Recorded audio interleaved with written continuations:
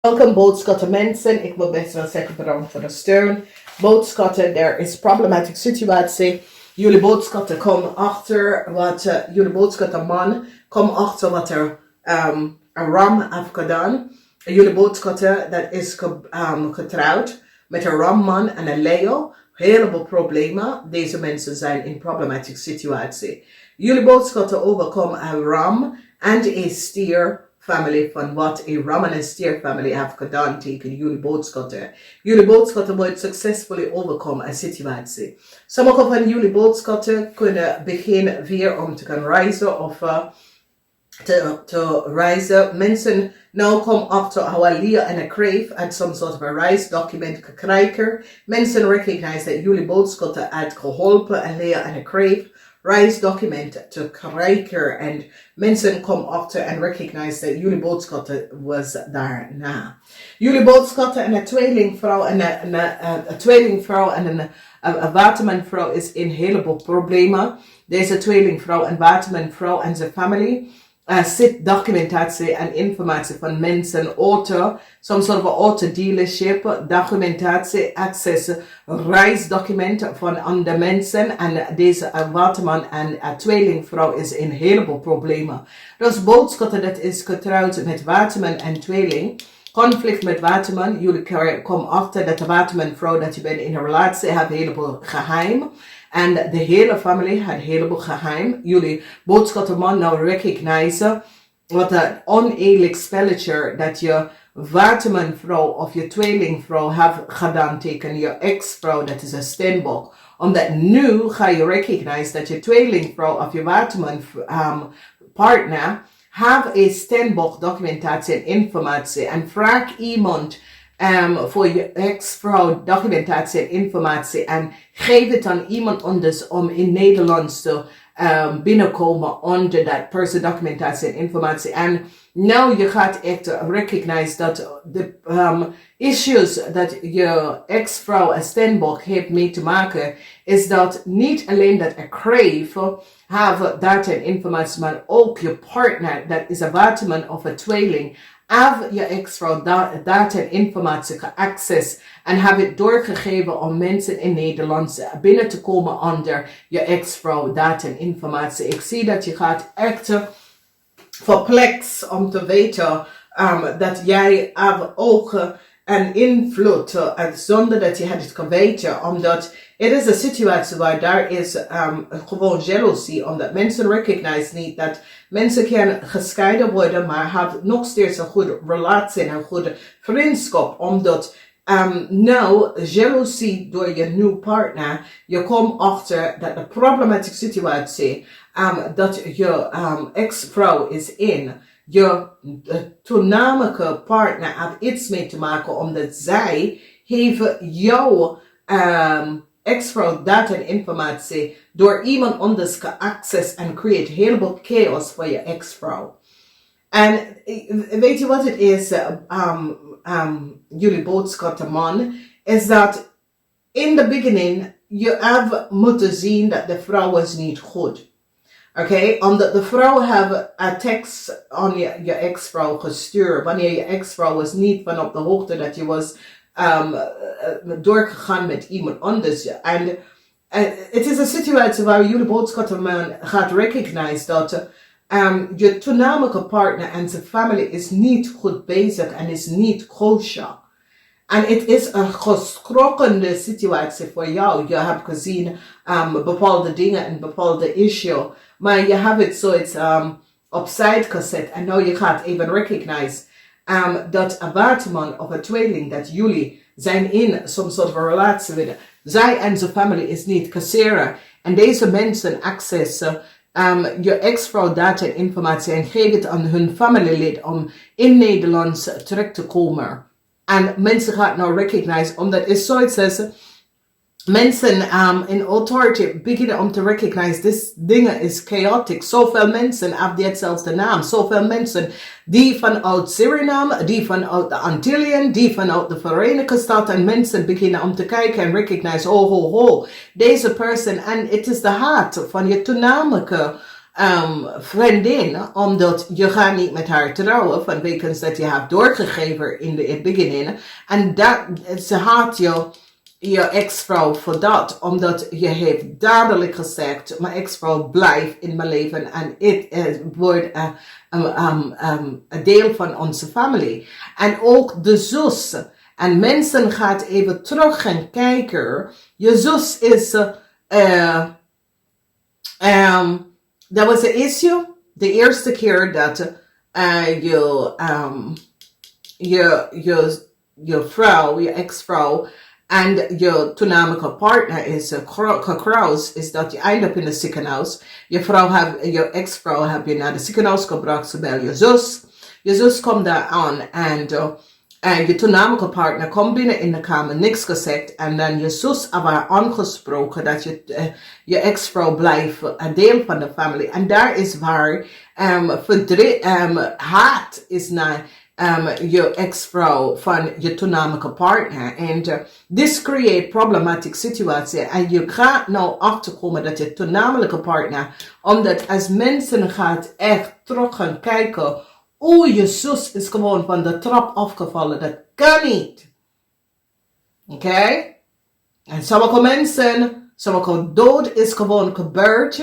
Je zus heeft meerdere lang in de huis geleefd. En in de andere huis, je zussen hebben 3 trap dat moeten gaan. Ze is nooit van de trap afgevallen. Hoe? In Gods naam.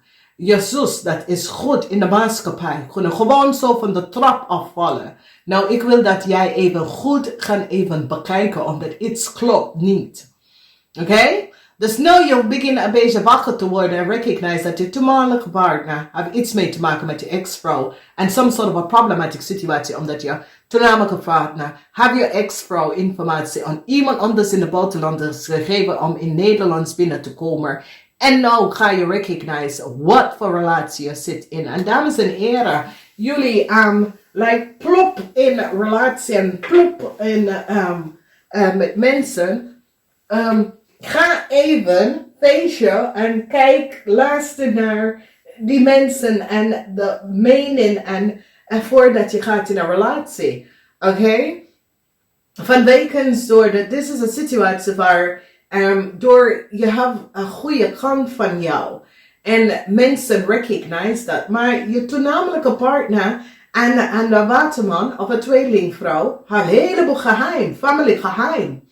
En nou, een ontplofting komt, omdat mensen in authority nou recognize, dus die vrouw was getrouwd met die man. Die man is in een relatie met dat vrouw en die vrouw is vrienden en kennis of zus of broer. En die hebben de data en informatie van de ex-vrouw geaccessed. En ik zie dat sommige van jullie boogschutter is ziek en gaat nou achterkomen, oh God, ik heb mijn ex-vrouw leven in problemen gecreëerd doordat deze mensen aan mijn ex-vrouw data en informatie kunnen gegeven. En mensen gaan recognize Jezus Christus.